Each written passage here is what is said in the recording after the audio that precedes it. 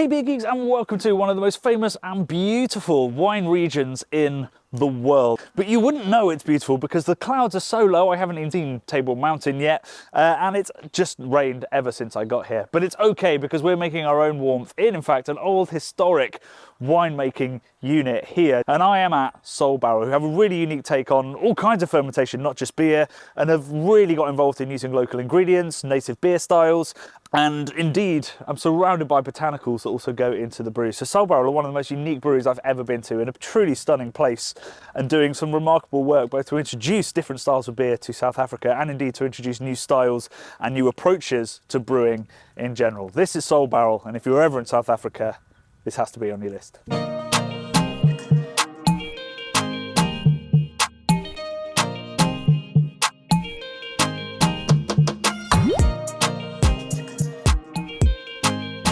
Yes.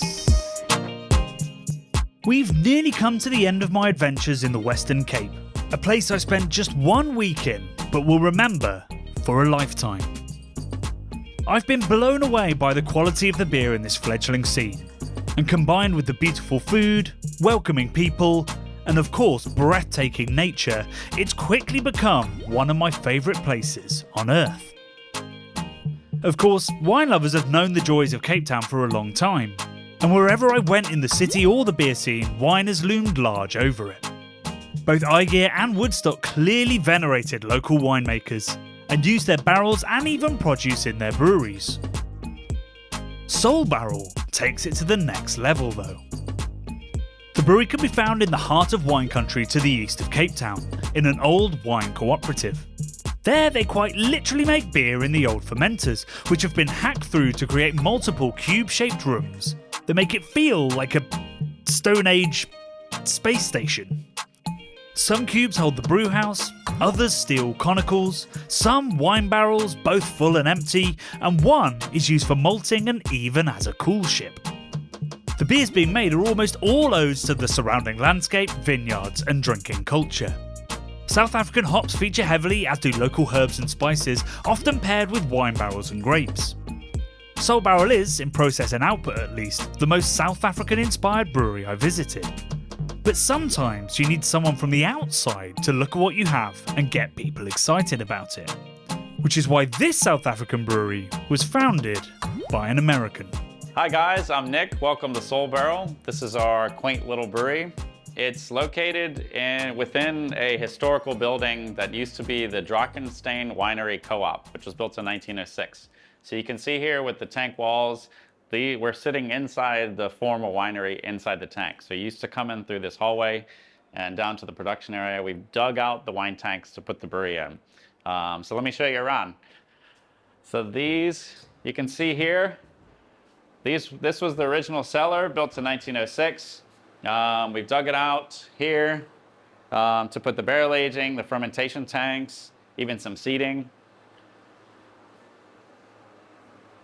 These are our fermentation and maturation tanks, so uni tanks.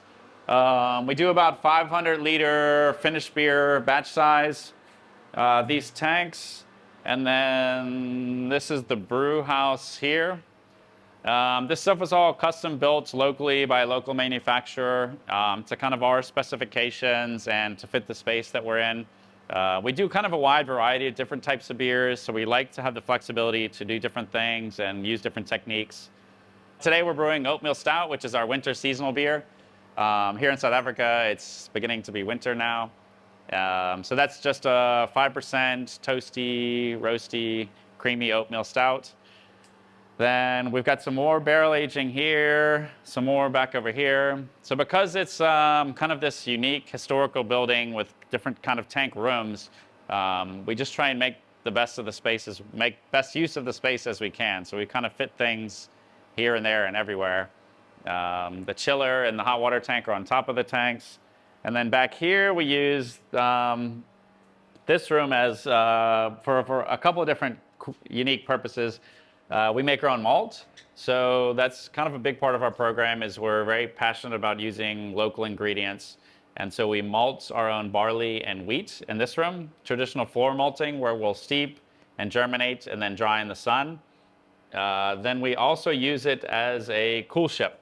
So we'll brew a tradition kind of lambic type wort. So turbid mash with unmalted grains, then extended boil with aged hops, and then spontaneous fermentation in here. So we'll pump in overnight, and then the cool air will blow in yeast from the surrounding fruit farms and inoculate the beer, where it will then ferment and mature for years at a time in the oak barrels. I'll use local winery barrels, typically red wine, but then some white wine barrels too.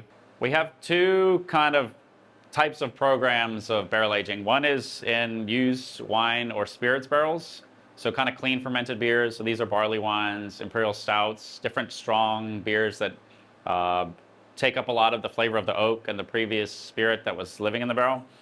And then the other thing that we have a wide variety of different beers is the mixed fermentation wild fermented beers that ferment and age in the barrels.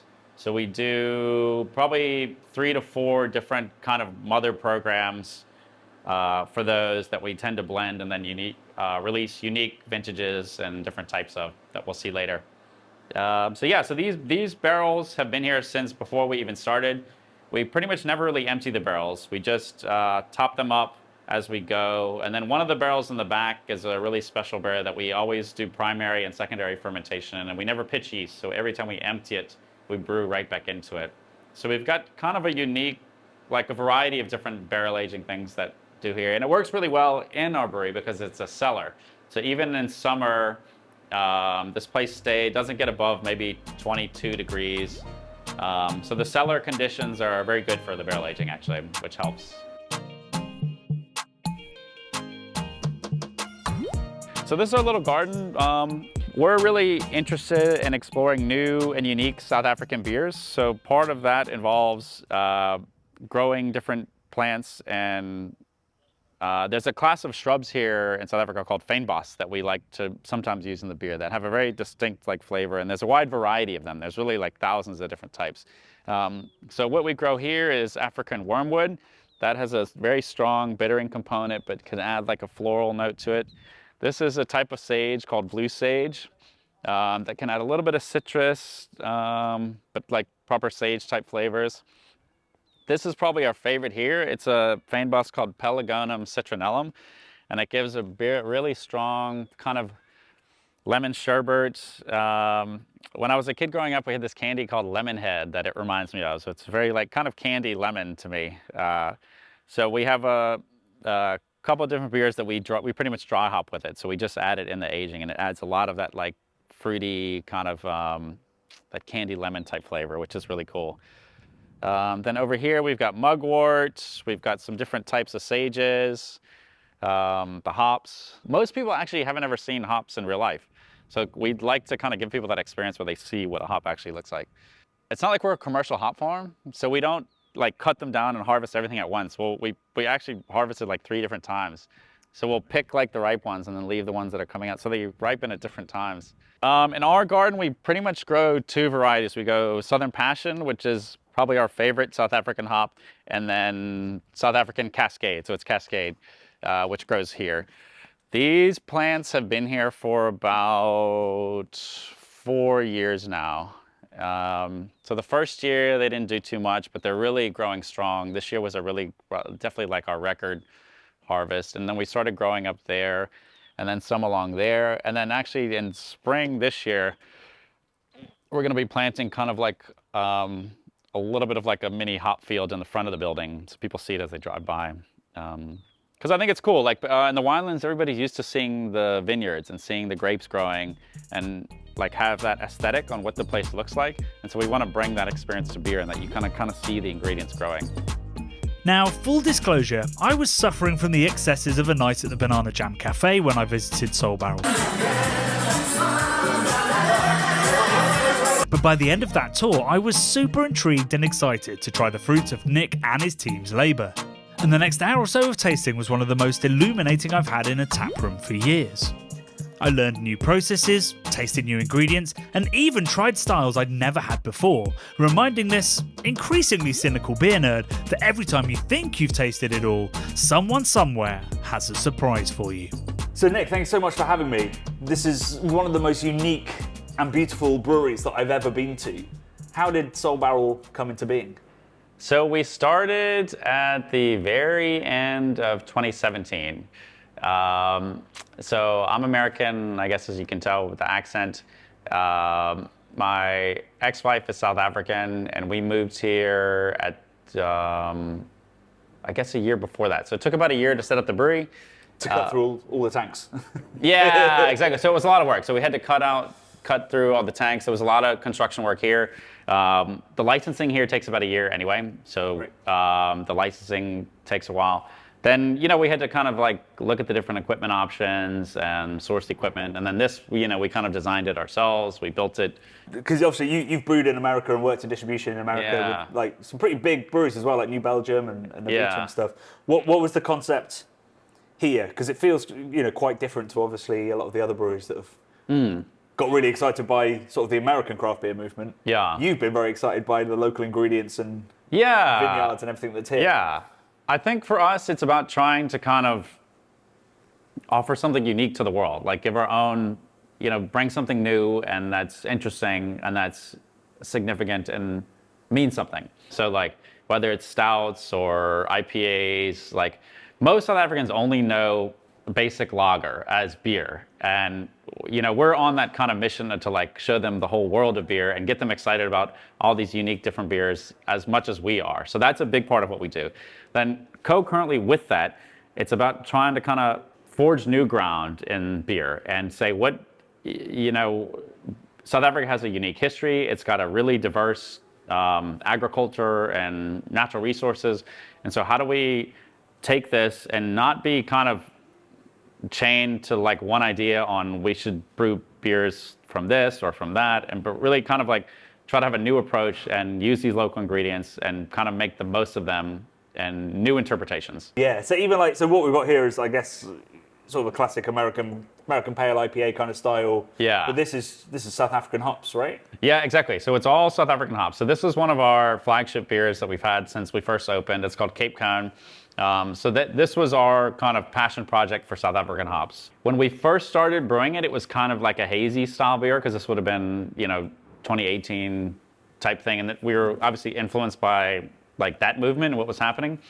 But we've kind of slowly tweaked the beer over the years to really try and showcase the flavor of the South African hops in the best possible way. So like for this beer, for example, we find kind of like more of a clean, like dry West Coast style body and fermentation profile tends to fit these hops very well. A little bit more bitterness, I think, brings out a lot of like kind of the full flavor of the hops and that flavor journey from the beginning of the sip to the end. And then getting the right timing of the dry hop, the right quantities, that's what I think brings out the best flavor. So the hop that we're most passionate about is one called Southern Passion that gives you this big grapefruit, lots of almost wine-like dark fruit type flavors, but it's really appealing, really interesting, and unique.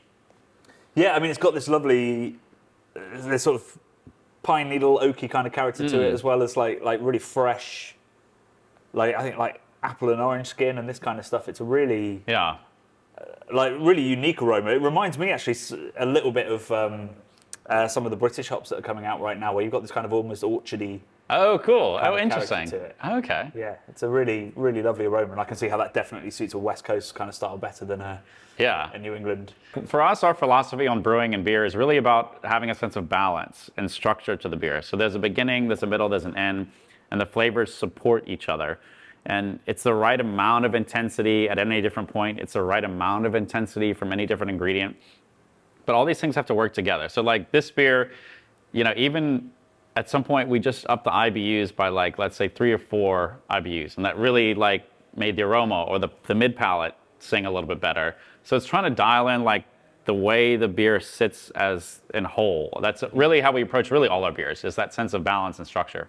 Which is almost I don't think we use those words enough maybe in beer. I think often we're going for like the biggest aroma we can, the boldest, thickest kind of malt bill and stuff like this, whereas it feels like it's the kind of thing you'd hear a winemaker say, talking about sort of structure. Interesting. And this kind of Okay. I think if you explain to people beer in the right way and in the right experience, anybody can appreciate a great beer, and any type of beer, really. It's just about trying to champion these local ingredients and brew beer that South Africans can be proud of, that it's unique and it's local and it's it's from home. But then it's just about giving people the right experience. So, for us, we emphasize the tasting a lot. We're in the winelands, so people are used to the concept of like going to wineries and doing tastings. Right, sitting down, having small samples, and somebody talk at you about it. And it's like an experience. And so, we've won Best Beer in Africa for 2 of our wild fermented mixed culture barrel aged beers, those are probably the most extreme of just, it's a different kind of beer for your average drinker. So it's in the papers, and then people come here and they never even heard about this beer. They just want to try the beer that won. But we like those experiences because it's unique, and we serve it in a champagne glass, and people get this really sensory experience that's unique and it's novel. And if you give it to people the right way, they're very open-minded to these new things. Yeah. That's kind of our approach. Like if you took a mixed fermentation beer, and put it in a pint glass and sort of slid it in front of them, they'd sniff it and be like, "This is horrible." What is this? Yeah. Whereas champagne flute's an explanation, the story behind it. Yeah. You give them the context they need, so their palate isn't surprised, I guess. Because if you think about it, it's not just the liquid and how they taste it that people are drinking. Yeah. They're drinking the whole experience. They're drinking everything you tell them. They're drinking with their eyes first. So what's in the liquid is only part of the whole experience of having the beer. So you have to pay attention to the whole experience to give them the best possible experience. Yeah. I guess when they walk through the door here, they know they're going to get something a little bit different to what they might have had before. And on the channel we always talk about how context is important, and we encourage people to travel to the places to drink the beer rather than get it muled and have it in a bottle share. Yeah. But also, like, we do blind taste tests where when you remove that context, it's amazing how different the beers can be to what they are in your head. Yeah. So there's so much exactly tasting up here, not just on your palate. So if you think about, you ask any kind of like beer geek, like, okay, what's the best beer you've ever had? Or any kind of person, it's always tied to that context. Like, oh, I went to the St. James Gate Brewery, and like often starts with where they went and when, not the actual liquid itself. So for us as brewers, I think that's part of our job, is to try to deliver those like memorable like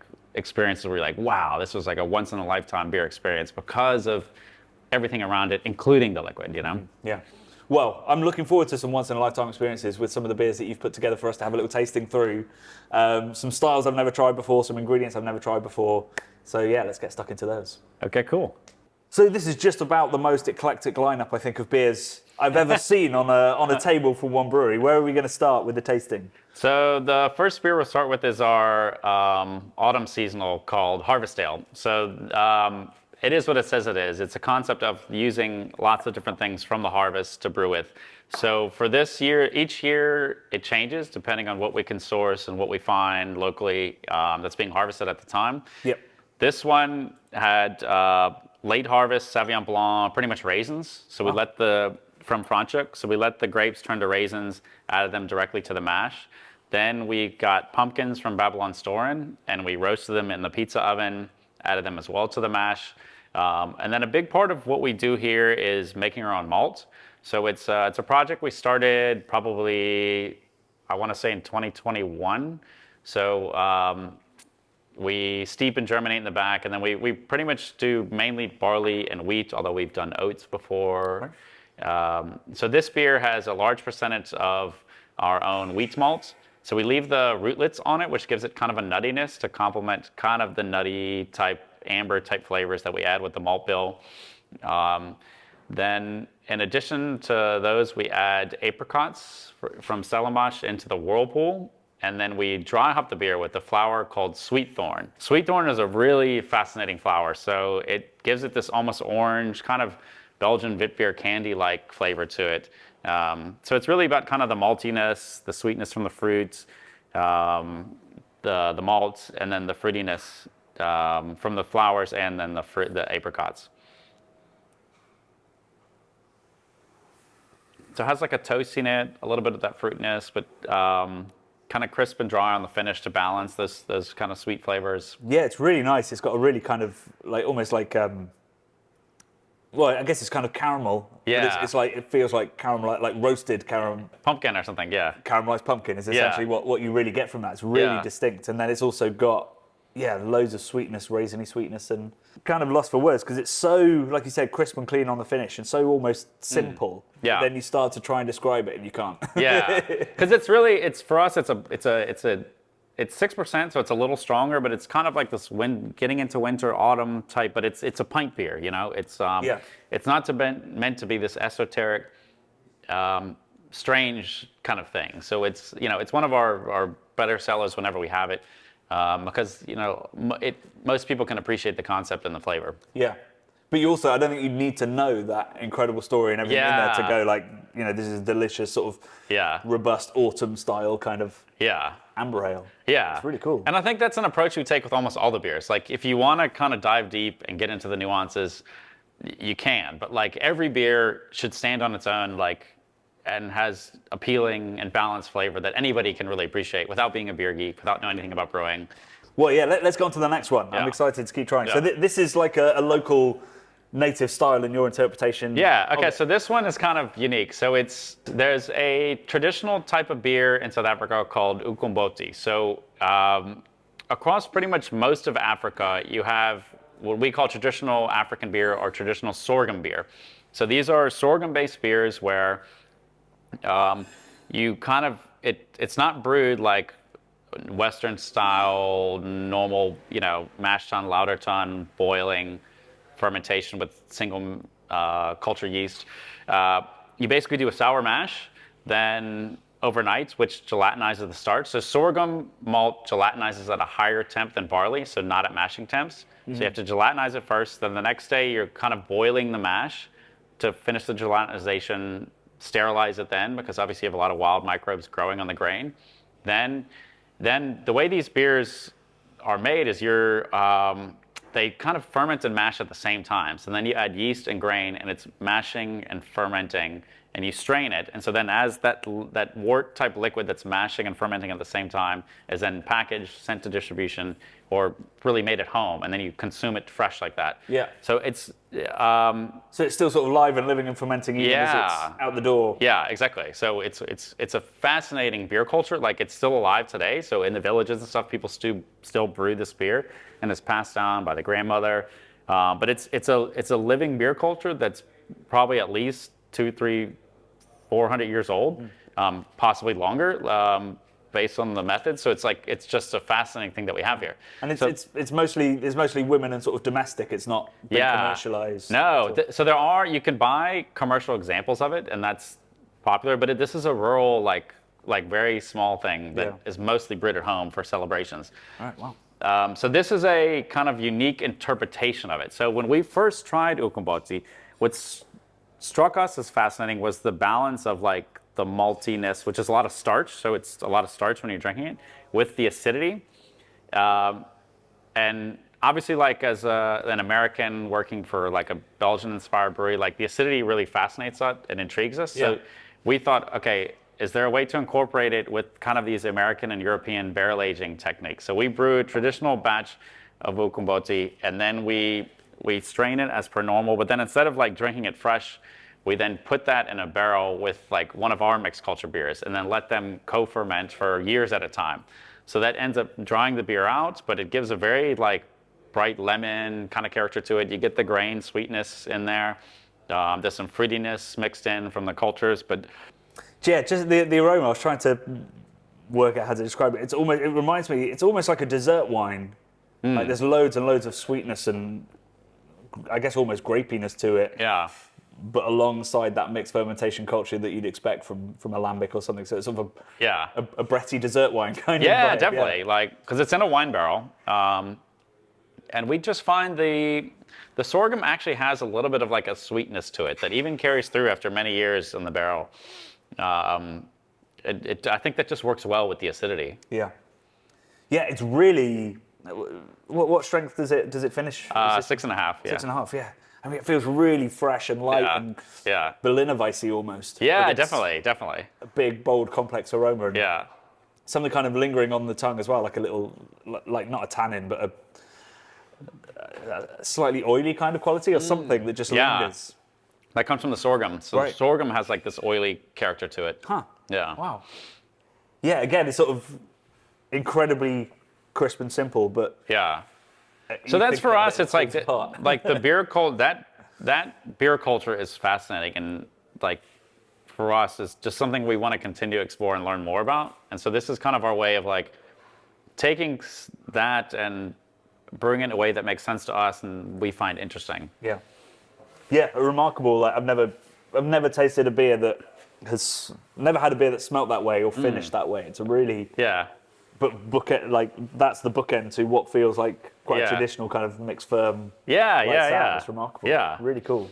Cool. Then the next one is live culture. So this is kind of our almost like the flagship or cornerstone of like our mixed fermentation wild fermented program. So it started actually before we opened the brewery.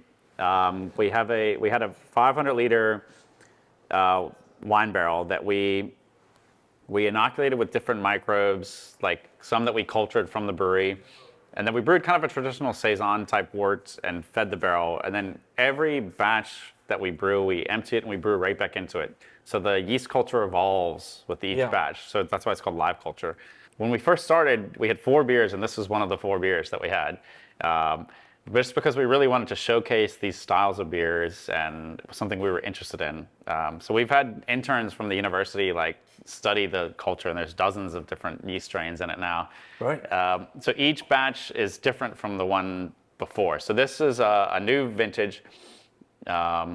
We aged it with Pinotage grapes, and that gives it like a nice like dark fruit character. Pinotage can be very like assertive in its fruit forwardness, so it tends to balance the acidity. And so for us, it's really about showcasing local flavors, local ingredients. The first batch of malt that we ever did, we used for this beer. And then that batch won Best Beer in Africa in 2022, which is really cool. Yeah. Kind of strawberry, raspberry kind of fruit aroma off of it. So the grapes add a lot of that kind of fruitiness. And then the barrel, the mixed culture tends to add definitely a lot of like tropical fruit type notes too that balance the acidity. Wow, yeah. Again, hugely complex. And I struggle with the word balance because obviously balance means different things in different styles, but structure is something I can really understand. And it's got big fruit forward hit, sort of mellows as the acidity comes in, and then finishes with tannins. Yeah, so it's really three different experiences. Like the barrel and the oak adds, and then the grapes work really well with it too because Pinotage is an indigenous South African grape varietal. And a lot, like the winemakers here tend to have like a kind of a polarizing opinion on it because it's very like, it can be kind of jammy, like overtly fruity, which I think is like sweet and kind of appealing, but not like elegant for a lot of winemakers. There are really good examples of them that like find the fine line between it, but for us it works well for these beers because we're going to get bring that structure with the acidity and like the barrel aging and the beer type flavors. Yeah. All 3 of these have been special, but this one, well, you used the word elegant. That's definitely a word I'd use for it. It's really, really quite special. Yeah. And like for us, it's, these are just really special beers to us. And we think locally, because we're in such a wine drinking culture, people are used to the concept of like sweet and acid being a balanced structure. Yeah. Beer, we're talking about bitterness and sweetness, but wine is really acid and sweet. And so that's, for us, it's kind of like taking the wine drinker directly to these kind of beers because they're used to that flavor structure is kind of what part of our mission is. Yeah. And it's great to be able to say to wine makers and wine lovers that beer can be elegant and elevated. Yeah. It can also just be, a pint with some friends that doesn't cost the earth. But the ability to make this kind of stuff and to be able to do it in wine country is very exciting and powerful, I think. Exactly, And we feel like we're just getting started, I think the beer scene is really just getting started here. It's, the future's bright, so. Well, I'll drink Pinotage mixed firm to that. Cheers. Cheers. For Nick, the future really was bright. Just a few days later, at the end of BeerX Africa, the brewing conference I was speaking at, Nick's Umqombothi-inspired ale with Tolakazi Brewing won Best Beer in Africa at the African Beer Cup. Judged by over 100 beer experts from around the world, it's no mean feat, and it's the 3rd time he's won. I really believe that the Cape Town beer scene could become one of the most exciting in the world. While most nascent scenes have to find their way through the dark, correcting mistakes and learning things as they go along, Cape Town already has 4 incredible breweries with completely different outlooks to inspire the next generation. Add to that the trials and tribulations they've already been through, with the wealth of local ingredients, the positive influence of the wine and food worlds, the constant flow of tourism, and some unique brewing traditions, and you have a recipe for something quite special. The best way I can sum up my trip to Cape Town, though, is to say that I'm already looking for ways to get back.